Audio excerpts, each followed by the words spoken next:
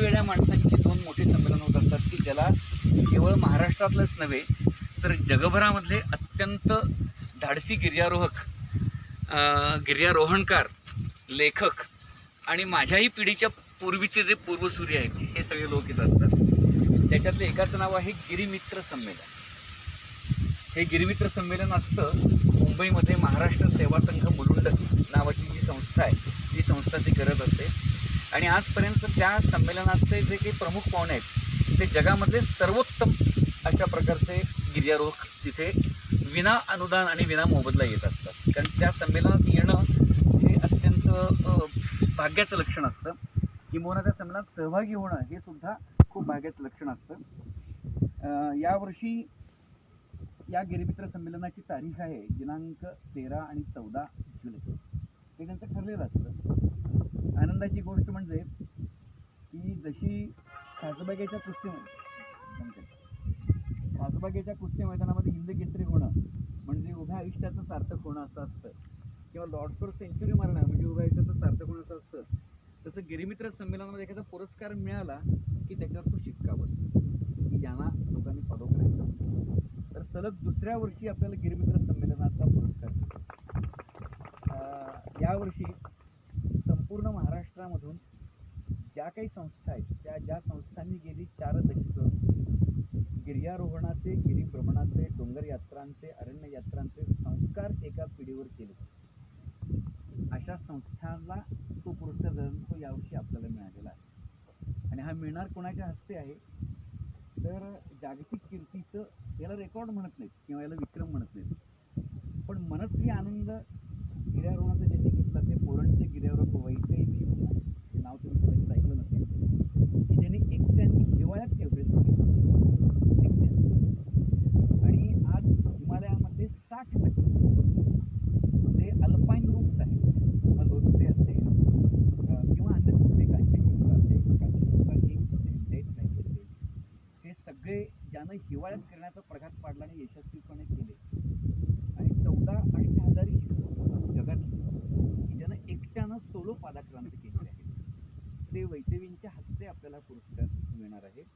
आणि त्या पुरस्काराच्या खाली त्यांनी लिहिलं की जे यांनी हिमालयात केलं ते मैत्रेयनी सह्याद्री केलं. कारण 60% महाराष्ट्रामध्ये आजचे जे ओपन रूट आहेत ते गेल्या 40 वर्षात आपण निर्माण केले. ज्या रूटवर आपण आत्ता जाणार आहोत तो रूट सुद्धा 40 वर्षांपूर्वी तर काहीही नव्हतं, तेव्हा पण इथेच होतो आणि आजही इथेच आहे. आणि म्हणून आपण इथे येतो. गतवर्षी आपल्याला एक पुरस्कार मिळाला होता, तो व्यक्तिगत मला होता, पण तो मी संस्थेत अर्पण केला होता. त्याला गेल्या 40 वर्षांच्या मध्ये गिर्यारोहणाचे संस्कार करून नवी पिढी घडवणारा माणूस म्हणून कामी रीता शेर्पा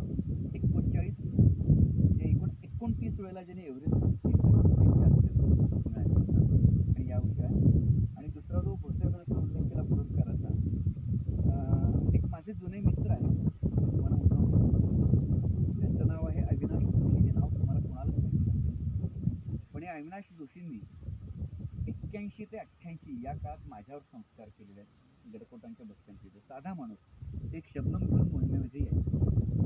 आणि त्याच माणसांनी देशातले सर्वाधिक गिर्यारोहक महाराष्ट्रातले असतील, सह्याद्रीतले असतील, आजमधले असतील, कॅन्टीनमधले असतील, जगातले एकही शिखर त्यांच्या विद्यार्थ्यांनी पार करायचं झालेलं नाही. त्यांच्या स्मृतीप्रित्यर्थ सह्याद्री मित्र संमेलन हे नाशिकमध्ये भरवलं जातं. त्याचंही दुसरं वर्ष अत्यंत मोठ्या प्रमाणात आहे. त्याच्यामध्ये काल तुम्ही ग्रुपवर वाचला असेल, विशेष उल्लेखनीय कामगिरी म्हणून मैत्रेय प्रतिष्ठानला हा पुरस्कार मिळाला. त्याला सह्याद्री मित्र पुरस्कार असं म्हणतात. आणि त्याच्यात त्यांनी विशेष उल्लेख केला ते 2 पुरस्कार एकाच संस्थेला एकाच वेळेला 2 संमेलनात मिळण्याचा आणि पुणे आणि मुंबईच्या बाहेरच्या संस्थेत मिळण्याचा महाराष्ट्रातला पहिला योग. त्याच्यामुळे आपल्याला आणि त्या आनंदाच्या क्षणाचे तुम्ही सगळे साक्षीदार आहात. ही झाली फक्त पार्श्वभूमी, हे फक्त सांगायचं. आणि त्याच्यानंतरची पहिली मोहीम आहे म्हणून तुम्हाला आनंद आहे त्याच्यामध्ये. आता तुम्हाला असं वाटलं असेल की आपण नेहमी ऐकतो की कोणाकडे पावनखिंड जातो, कोणाकडे पावनखिंड लोक करतात, हजारो लोक करतात, शेकडो लोक करतात, वगैरे हॉल बांधले जात आहेत. पण या वाटेवर पहिल्यांदा केवळ आम्ही तिघे, सलग मोहीम जेव्हा सुरू झाली तेव्हा केवळ आम्ही तिघे होतो. आणि तेव्हापासून आज काय आहेत प्रत्येक वर्षी नव्याने रस्ता शोधण्यासाठी आपण इथे येतो. आपण इथे आता का आलेलो आहोत? तिकडच्या बाजूला पन्हाळ आहे. आता तुम्हाला वाटलं असेल की आपण नेहमी कुणी स्वित्झर्लंडला जातं, कुणी उटीला जातं, कुणी मनालीला जातं, कुणी कुलू व्हॅलीत जातं आणि खूप फोटो फेसबुकवर टाकतात, तो मोठे लवली नेचर वगैरे वगैरे सगळं असतं. पण या सगळ्यांना मागे टाकेल असं आपला फोटो. म्हणजे हेच तुम्ही 1-2 किलोमीटर खाली गेलात तर तुम्हाला न याद येणार. इतकं सुंदर हे वातावरण असतं. टेम्परेचर 20च्या वर कधीही जात नाही. या सुंदर वातावरणात आपण आता मस्त फिरणार आहोत. इकडच्या आता आपण का आलेलो आहोत हे आपण लक्षात घ्या. की विशेषतः मी काही लोकांची ओळख करून देतो. ईश्वले जो काही सह्याद्री मित्र पुरस्कार यावर्षी आपल्याला मिळाला किंवा जो मिळतोय, त्या सगळ्या लोकांची पालखी ज्यांच्या खांद्यावर आहे त्यांची मी आधी ओळख करून देणे माझं मी कर्तव्य समजतो. पुरुषोत्तम जामदार संस्थेचा संचालक आहे. माझ्या पुढच्या पिढीतला आहे, म्हणजे माझ्या मुलीपेक्षा लहान वयाचा. तर तरी देखील त्याच्याकडून मी खूप चिकाटी, जिद्द आणि आनंद त्याच्याकडून घ्यावा.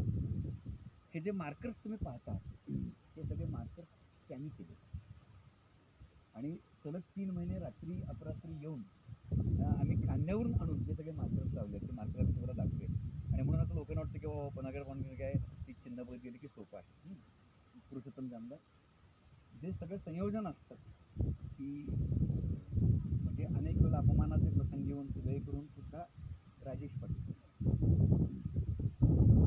आमचे मार्गदर्शक सह्याद्री व्याघ्र प्रकल्पाचे आध्वर्य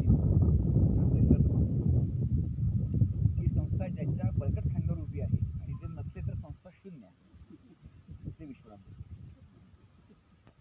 धडाडीचा किंवा ज्याच्या खांद्यावर आणि ज्याच्या हातावर आणि ज्याच्या क्षमतेवर माझा विश्वास आहे. समजा एक 8 किलोमीटर मागे माणूस आहे आणि त्याला सांगितलं की त्याला घेऊन ये. त्यावेळी ते एसपी होते, ते म्हणाले की इथलं की तुम्हाला पाऊल टाकते ना दिनेश बरी ना.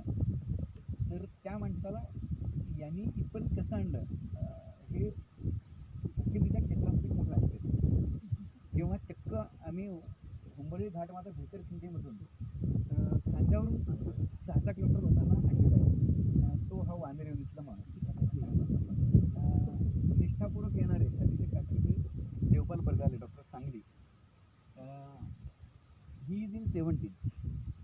पण त्यांच्यावर चालायचं म्हटलं तर देखील लोखंड आहे नसतं. तर उदयराव कुलकर्णी म्हणजे मायसिनिया होऊन सुद्धा त्या माणसाने जिद्द सोडली नाही. हे सगळे अध्वर्य आहेत. विक्रम पाटील राजेशला झाकावं आणि याला काढावं म्हणजे अक्षरशः ज्या पद्धतीनं तो गेले काही दिवस काम करतोय तर भविष्यात संस्थेची खूप मोठी जबाबदारी त्याच्याकडे येणार आहे. मी आत्ताच जाहीर करतो. रत्नपारखी त्याने एक डिक्लेअर केलेलं आहे की मैत्रीवरचा ट्रेक चुकवायचा त्यामुळे आता ते संघनायक आहेत, त्यांची बढोतरी लवकरच होईल. आणि जो फिरायला घाबरायचा तर लोक म्हणायचे तुला जमणार का. पहिला रायरेश्वराचा नाखिंद्याचा ट्रेक त्यानं केला. रायरेश्वरापासून खाली आम्ही असोलखिंडीतून मुरा महादेवात याच्यात आलो ढवळ्यात आलो, कामसातून ढवळ्यात आलो. तर तो पहिलाच असा ट्रेक होता आणि त्याच्यानंतर ज्याला आम्हाला कसं घेऊन जायचा प्रश्न होता तो लोकांना घेऊन जातो.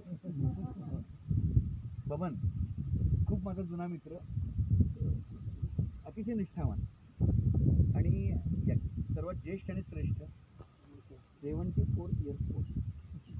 पण कधी माणूस दमलाय, कधी माणूस थकलाय असं नाही. हात धरायला गेला तर तो म्हणतो की नाही मी येतो. त्यांच्या गतीने कधी येत नाहीत, कधी बोलत नाहीत, काही नाहीत. हे सगळे आमचे मुख्य साक्षीदार आहेत. आणि आत्ताचे हे दोन्ही पुरस्कार ज्यांना हे सगळे यांचं श्रेय आहे. मी केवळ निमित्त मात्र आहे. आणि या वाटेवर मी इतक्या एवढं म्हणजे आता तुझं वय किती 11 तर 16व्या वर्षी पहिले चालू आहे. तेव्हापासून आज 60 पार करून गेलो तर देखील या वाटेवरच आहे. जोपर्यंत जीवाचं तरी चालायचं असं वाटतंय. बघू आपण त्याचं करायचं. आपण आता काय करणार आहोत फक्त कल्पना देतो. कुठलीही मोहीम ही अभ्यासपूर्ण असतात. म्हणजे चेतन केवळ एवढ्यासाठी झालेलं आहे. चेतनची ओळख विशेष करून देतो मी. संस्थेची सगळी वेबसाईट, सगळ्या PPT आणि सगळं जे काही आहे तो हा अनेक तास राबून करत असतो. त्यामुळे त्याचं मनपूर्वक अभिनंदन. म्हणजे आता पुरस्कारासाठी लागणारे सगळ्या PPT त्यानं केल्या त्याप्रमाणे. तर एक लक्षात घ्या, हा काय भूगोल आहे. आपण आता किती 3,000 फुटांपेक्षा जास्त उंचीवर. या सगळ्याला मसाईची डोंगर रांग, 49 किलोमीटर लांबीच्या डोंगर रांगेच्या माथ्यावर तुम्ही उभे आहात. तुम्हाला असं वाटतं की आपण प्लेन प्लॅटफॉर्मवर नाही आहे. पन्हागडावरचं मसाईचा पठार चढून आपण वर आलो. ही जी डोंगर रांग लागते त्याचा हा माथा आहे. आपण पन्हागडावरून निघालो. आपण एक जे नवीन एक त्याला मी कल्पना देतो की पन्हागडावरून आपण खाली उतरतो. ही पहिलं गाव लागतं ते तुरुकवाडी. तुरुकवाडीपासून पूर्वी रस्ताच नव्हता, त्यामुळे पायपाची वाट होऊन नाही, ज्या वाटेने आपण जातो असता तीच वाट चढून जायचं. 3 वेळेला ते डोंगर खचलेला मी बघितलाय आणि 200-200 मीटर रस्ता सुसरत तर त्यातून आपण म्हणालो की म्हाळुंगे नावाचं गाव आहे. पूर्वी म्हाळुंग्यातून आपण मसाई पठार जातो. मसाई पठार आपण कुंभारवाडी. कुंभारवाडी संपली की पूर्वी त्याला सातेवाडी म्हणायचे, पण खोतांची वस्ती वाढली म्हणून त्याचा खोतवाडी झाली. पण खोतवाडीमधून आपण निघालो की त्याच्या पुढे या रस्त्याला आपण लागतो. तिथून पुढे आपण मांडईवाडी आपण चढून आलो की ती लागते ती कळकीवाडी लागते. कळकीवाडी संपली की आपल्याला कळकीवाडीचा झुंगेरवाडा लागतो आणि मग ते जंगल लागतं. ते जंगलातून आपण या इथे येतो. ते जे दिसतात ना झाडी, याला करपेवाडीचा झुंगेरवाडा म्हणतो. तर आता इथे आपण का आलेलो आहोत की आपण नेहमी म्हणजे मी आपल्याला कल्पना देतो की ज्या वेळेला 1981 साली पहिल्यांदा या मार्गाचं मार्किंग जेव्हा करायला लागलं त्यावेळेला सगळ्या जगाने आम्हाला वेडात घातलं. कारण त्याच्यापूर्वी फक्त काही मोजकी माणसं आलेली होती. त्याच्यामध्ये बाबासाहेब पुरंदरे, गोनी दांडेकर, दुधगावकर पटवर्धन आणि कुळवणे अशी 4च माणसं होती की ज्या माणसांनी या मार्गाने जाण्याचा प्रयत्न केला. पण ते असे मार्ग शोधून ते पाठीवाडीतून बाहेर पडले, अनंतपुराच्या बाजूने आले, पाठीवाडीतून बाहेर पडले आणि सरळ ते गेले. पण ज्ञात इतिहासातला तो पहिला प्रयत्न आहे आणि म्हणून पहिलं वंदन आम्हाला आमचं त्यानंतर काही पूर्वसुरी आमचे होते.